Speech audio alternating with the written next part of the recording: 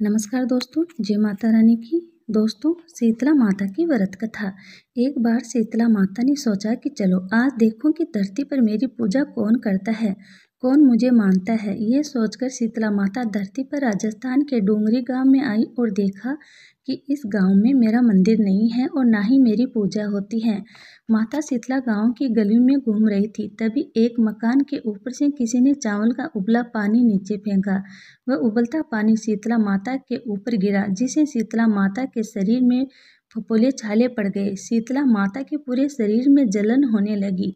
शीतला माता गांव की गलियों में इधर उधर भाग के चिल्लाने लगी, अरे मैं जल गई, मेरा शरीर तप रहा है, जल रहा है, कोई मेरी सहायता करो।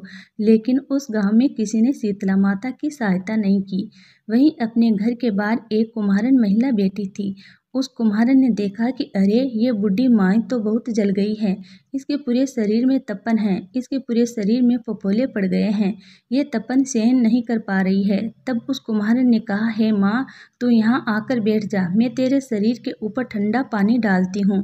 कुम्हारन ने उस बुढ़ी माई पर खूब ठंडा पानी डाला और बोली, हे माँ, मेरे घर में रात की बनी हुई राबड़ी रखी है, थोड़ा दही भी है, तू दही राबड़ी खा ले।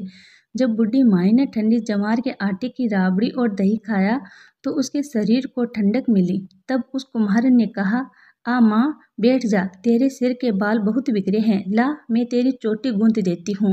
और कुम्हारन माई की चोटी गूंथने हेतु कंघी बालों में करती रही। अचानक कुम्हारन की नज़र उस बूढ़ी माई के सिर के पीछे पड़ी तो कुम्हारन ने देखा कि एक आंख बालों के अंदर छुपी है। ये देखकर वह कुम्हारन डर के मारे घबराकर भागने लगी। तभी उस बुढ़िया माई ने कहा, रुक जा बेटी, तू डर मत, मैं कोई भूत प्रेत नहीं हूँ, मैं शीतला देवी हूँ। मैं तो इस धरती पर देखने आई थी कि मुझे कौन मानता है, कौन मेरी पूजा करता है। इतना कहकर माता चार भुजा वाली हीरे जवाहरात के आभूषण पहने, सिर पर स्वर्ण मुकुट धारण किए अपने असली रूप में प्रकट हो गई। माता के दर्शन कर कुम्हारन सोचने लगी कि अब मैं गरीब इन माता को कहाँ बिठाऊं। तब माता बोली, हे बेटी, तुम किस सोच में पड़ गई। तब उस कुम्हारन ने हाथ जोड़कर आंखों में आंसू बहते हुए कहा, हे माँ, मेरे घर में तो चारों तरफ दरिद्रता बिखरी हुई है, मैं आपको कहाँ बिठाऊं। मेरे घर में ना तो चौकी है, ना बैठने का आसन है। तब शीतला माता प्रसन्न होकर उस कुम्हारन के घर पर खड़े हुए गद्दे पर बैठकर एक हाथ में झाड़ू, दूसरे हाथ में डलिया लेकर उस कुम्हारन के घर की दरिद्रता को झाड़कर डलिया में भरकर फेंक दिया और उस कुम्हारन से कहा, हे बेटी, मैं तेरी सच्ची भक्ति से प्रसन्न हूँ, अब तुझे जो भी चाहिए मुझसे वरदान मांग लो।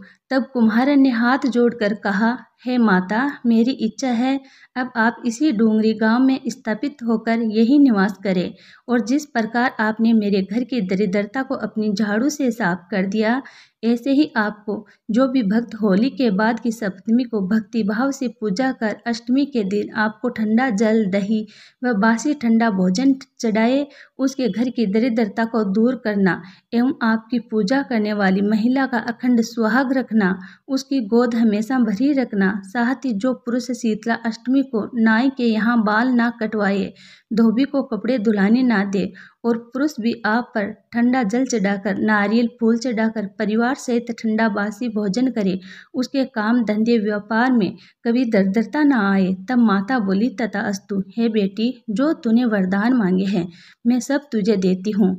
हे बेटी, तुझे आशीर्वाद देती हूँ कि मेरी पूजा का मुख्य अधिकार इस धरती पर सिर्फ कुम्हार जाति का ही होगा। तभी उसी दिन से डोंगरी गांव में शीतला माता स्थापित हो गई और उस गांव का नाम हो गया सील की डोंगरी। सील की डोंगरी भारत का एक मात्र मुख्य मंदिर है। शीतला सप्तमी के दिन यहाँ बहुत विशाल मेला लगता है। जय शीतला माता की।